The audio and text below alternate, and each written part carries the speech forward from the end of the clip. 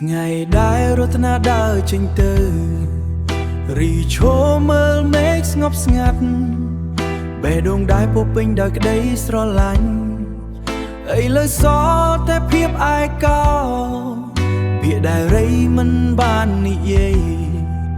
នៅតែដក់ក្នុងចិត្តរាល់ថ្ងៃ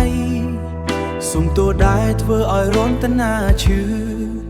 តែពេលនេះគ្មានឱកាសទៀតទេបើរីអាចត្រឡប់ទៅថ្ងៃនោះវិញនឹងថែតនាឲ្យល្អជាងនេះ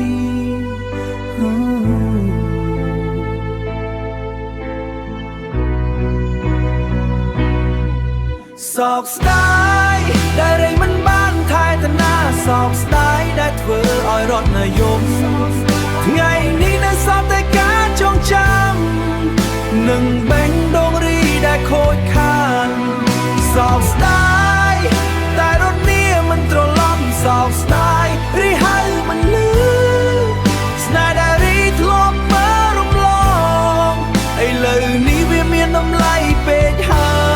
យរូបធានានៅក្នុងចិត្តរីដូចមិនដែលចាក់ចេញទៅណាគ្រប់ទីកន្លែងដែលរីធ្លាប់ទៅ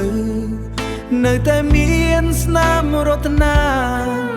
រីស្គាល់តែពេលដែលបាត់បង់ទើបដឹងថារត់នេះសំខាន់ប៉ុណ្ណាតែពេលវេលាមិនអាចត្រឡប់ទុករីឲ្យសោកស្ដាយតែម្ខា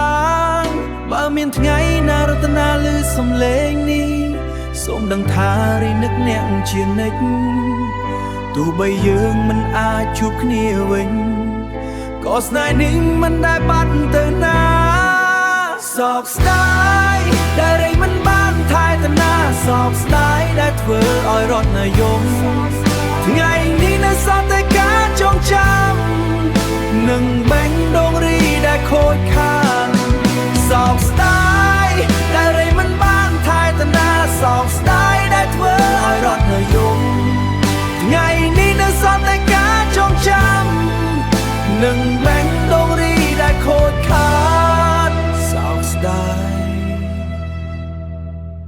រតនា